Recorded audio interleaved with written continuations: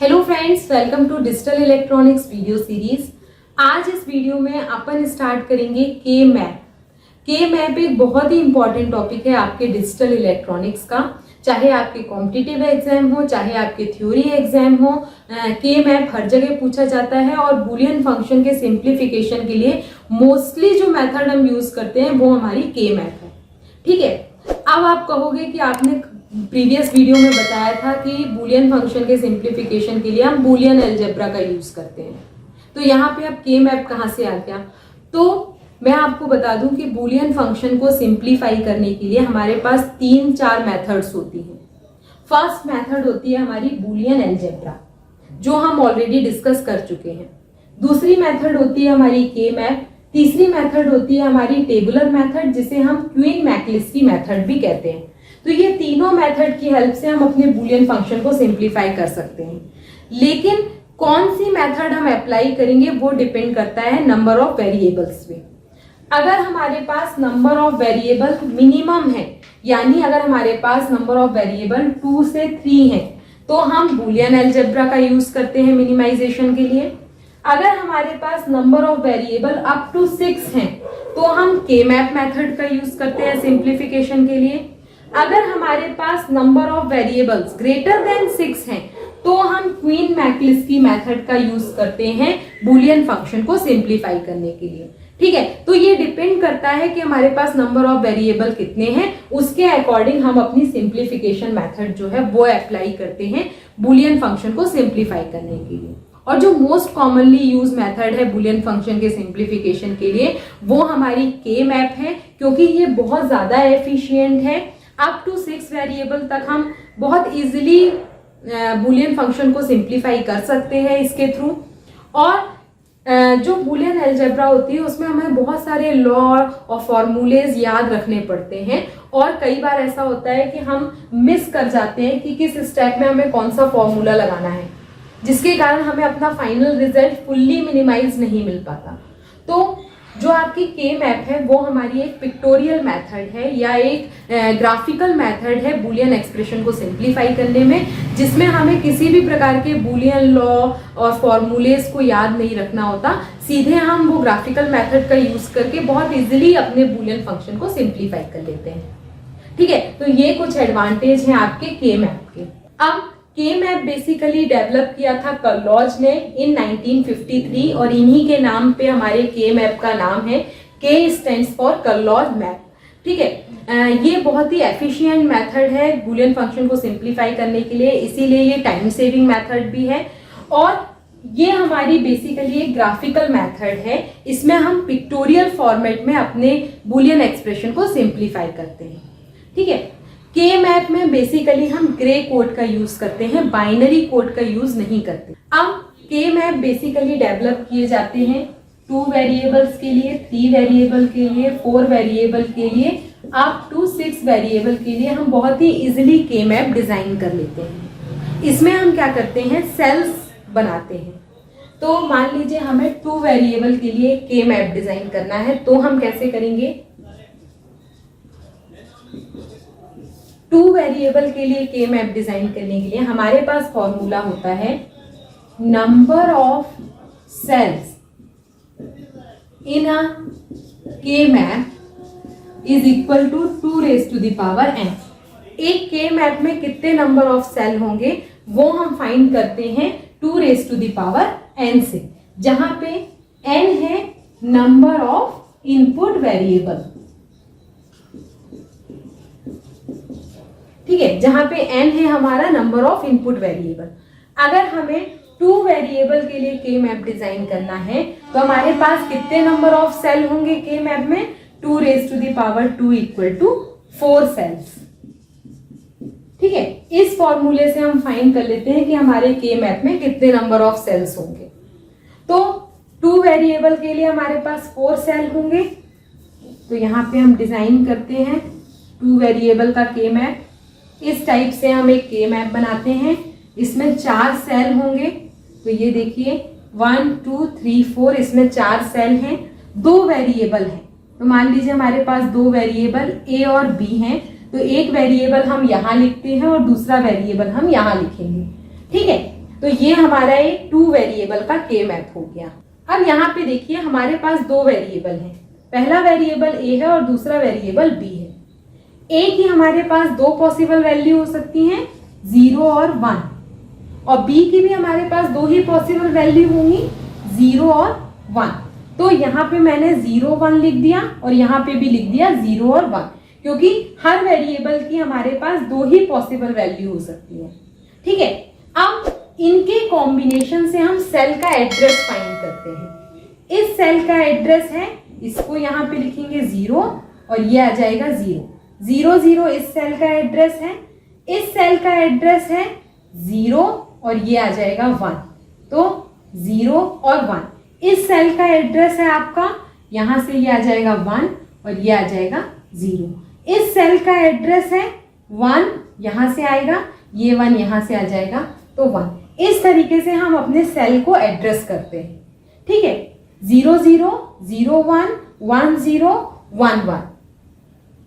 अब अगर हम इनको डेसिमल में लिखेंगे तो डेसिमल में आप कैसे लिखोगे, 0 0 0 1 1 0 1 1। अगर हमारे पास 2 वेरिएबल हैं ए बी और इनको अगर हमें डेसिमल में करना है तो ये 0 0 हमारे 0 के इक्विवेलेंट होगा, 0 1 हमारे 1 के इक्विवेलेंट होगा, 1 0 हमारे 2 के इक्विवेलेंट होगा और 1 1 हमारे 3 के इक्विवेलेंट होगा। यानी इन सेल्स को हम डेसिमल में कैसे एड्रेस कर सकते हैं, ये हमारा 0 नंबर का सेल है, ये 1 नंबर का है, ये 2 नंबर का है और ये 3 नंबर का है।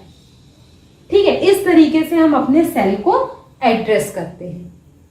ठीक है, अब मान लीजिए हमारे पास 3 वेरिएबल के मैप हमें डिजाइन करना है, तो हम कैसे करेंगे, तो 3 वेरिएबल के लिए 3 वेरिएबल में कितने नंबर ऑफ सेल्स होने चाहिए हमारे पास, 2 raised to the power 3 equal to 8 cells. 3 variable K map में 8 सेल होने चाहिए। ठीक है, तो यहाँ पे 3 वेरिएबल के लिए हम के मैप डिजाइन करेंगे।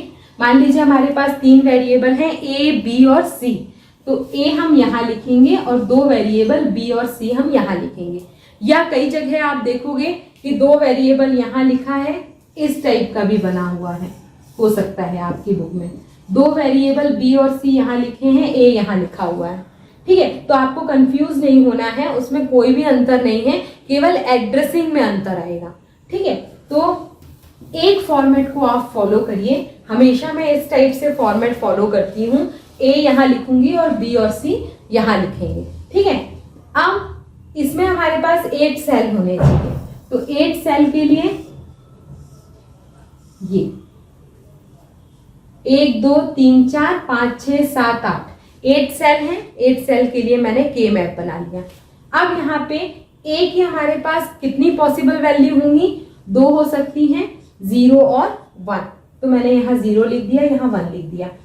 2 वेरिएबल के हमारे पास कितनी पॉसिबल वैल्यू हो सकती हैं, 2 के हमारे पास 4 पॉसिबल कॉम्बिनेशन हो सकते हैं। ठीक है, मान लीजिए हमारे पास 2 वेरिएबल है बी और सी, तो इनके 4 पॉसिबल कॉम्बिनेशन होंगे, क्या क्या, 0 0 0 1 1 0 1 1, ये 4 पॉसिबल कॉम्बिनेशन होंगे।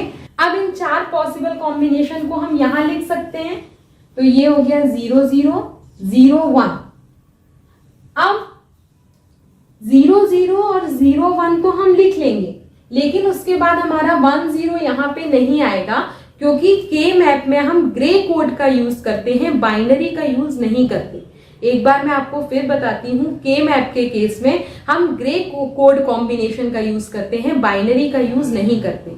ग्रे कोड हमारे क्या कहलाते हैं, यूनिट डिस्टेंस कोड कहलाते हैं, यानी हर 2 कोड के बीच में केवल एक ही बिट का डिफरेंस होगा।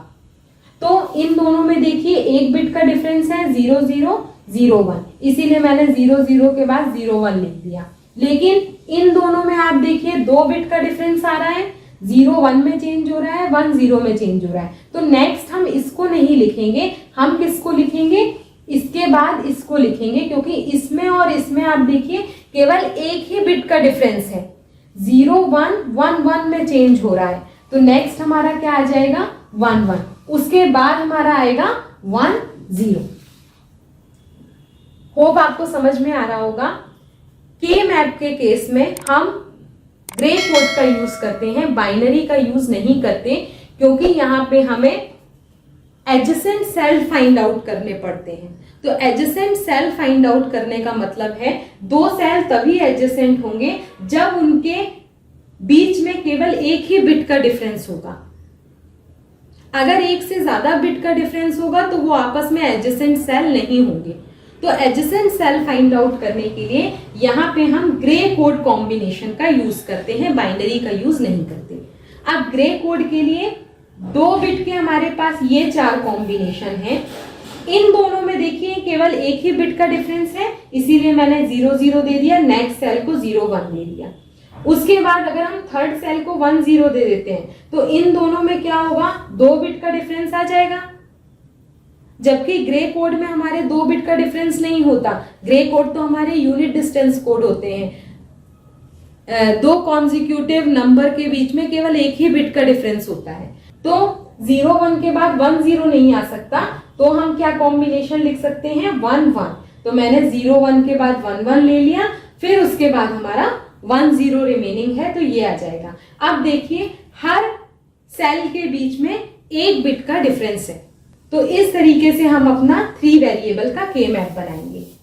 अब 3 वेरिएबल के के मैप के लिए इस सेल का एड्रेस क्या होगा, 0 0 0, यहां से एक 0 आया, 2 0 यहां से आया। इस सेल का एड्रेस क्या होगा, 1 0 यहां से आया और 0 1 यहां से आ गया। इस सेल का एड्रेस क्या होगा, 0 यहां से आया, 1 1 यहां से आ गया ऊपर से। इस सेल का एड्रेस क्या होगा, 0 यहां से आया, 1 0 यहां से आ गया। इस सेल का एड्रेस क्या होगा, 1 यहां से आया, 0 0 यहां से आया। इस सेल का एड्रेस क्या होगा, 1 यहां से आया, 0 1 ऊपर से आ गए। इस सेल का एड्रेस क्या होगा, 1 यहां से आएगा, ऊपर से 1 1 आ जाएगा। इस सेल का एड्रेस क्या होगा, 1 यहां से आएगा और 1 0 यहां से आ जाएंगे। तो ये हमारे सेल के एड्रेस हो गए। अब इन एड्रेस को अगर हम डेसिमल फॉर्म में लिखें तो कैसे लिखेंगे, तो उसके लिए अब इसको आप डेसिमल में कन्वर्ट करिए। तो 0 0 0 क्या होगा, 0 0 0 1 क्या होता है, 1 0 1 1 क्या होता है, ये हो गया 3 0 1 0 क्या होता है, 2 1 0 0 क्या होता है, 4 1 0 1 क्या होता है, 5 1 1 1 क्या होता है, 7 और ये आ जाएगा 1 1 0 6। तो इस तरीके से हमने देखिए सारे सेल के एड्रेस डेसिमल में लिख लिए। ये हमारा 3 वेरिएबल का के मैप आ गया। और ये एड्रेस आपको याद रखने बहुत जरूरी है, ये सीक्वेंस आपको याद रखना बहुत जरूरी है। जब आप कई बार प्रैक्टिस करोगे और हम यूज टू हो जाएंगे तो ये सीक्वेंस आपको ऑटोमेटिकली याद हो जाएगा, 0 1 2 3 4 5 6 7, क्योंकि ये हमें क्वेश्चन सॉल्व करने के लिए बहुत हेल्प करेंगे। ठीक है, अब अगर हमारे पास 4 वेरिएबल के लिए हमें के मैप डिजाइन करना है तो हम कैसे करेंगे। 4 वेरिएबल के लिए 2 raised to the power 4 equal to 16 cells. हमारे के मैप में 16 सेल होने चाहिए। 16 सेल यानी इस तरीके से हम अपना 4 वेरिएबल का के मैप बनाएंगे। 2 वेरिएबल हम यहां लिखेंगे ए बी और 2 वेरिएबल हम यहां लिखेंगे सी डी। ठीक है, हमारे पास 4 वेरिएबल हैं, ए बी सी डी हो सकते हैं, तो ए बी हमने यहां लिख दिया, सी डी यहां लिख दिया। अब 16 सेल होने चाहिए। ठीक है, तो ये हमने 16 सेल बना लिए। अब हर सेल को हमें एड्रेस करना है, तो उसके एड्रेस फाइंड आउट करने के लिए आप क्या करोगे, 2 वेरिएबल के कितने कॉम्बिनेशन, 4 कॉम्बिनेशन। 4 कॉम्बिनेशन कौन से, 0 0 0 1 1 0 1 1। लेकिन हमें किस फॉर्मेट में लिखना है, ग्रे कोड के फॉर्मेट में लिखना है, बाइनरी में नहीं लिखना। तो पहला कॉम्बिनेशन आ जाएगा 0 0, फिर 0 1, फिर 1 1 और 1 0।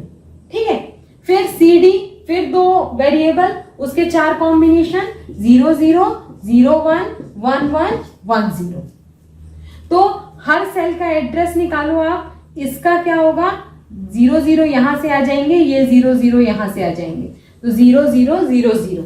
ठीक है, अब इस सेल का एड्रेस 0001, इसका एड्रेस 0011, इसका एड्रेस 0010, इसका एड्रेस आ जाएगा 0100, इसका एड्रेस 0101, इसका एड्रेस 0111, इसका एड्रेस 0110, इसका एड्रेस 1100, इसका एड्रेस 1101, इसका एड्रेस 1111, इसका एड्रेस 1110, इसका एड्रेस क्या हो जाएगा 1000, इसका एड्रेस होगा 1001, इसका एड्रेस 1011, इसका एड्रेस हो जाएगा 1010।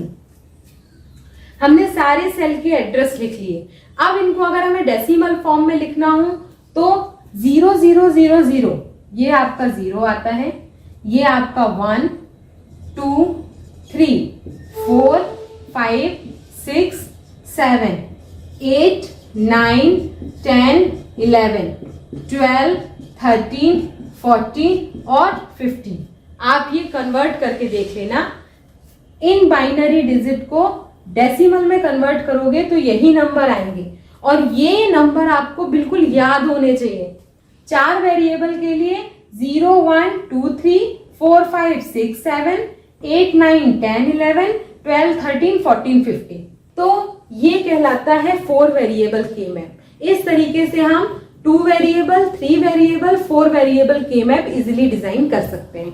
नेक्स्ट वीडियो में मैं आपको बताऊंगी कि इन सेल्स को हमें फिल कैसे करना है। अगर हमारे पास कोई ट्रुथ टेबल दिया है तो उसकी हेल्प से इन सेल को हम कैसे फिल करेंगे और मिन टर्म और मैक्स टर्म के फॉर्म में हम कैसे लिखेंगे। तो stay continue, keep watching, keep supporting, bye bye.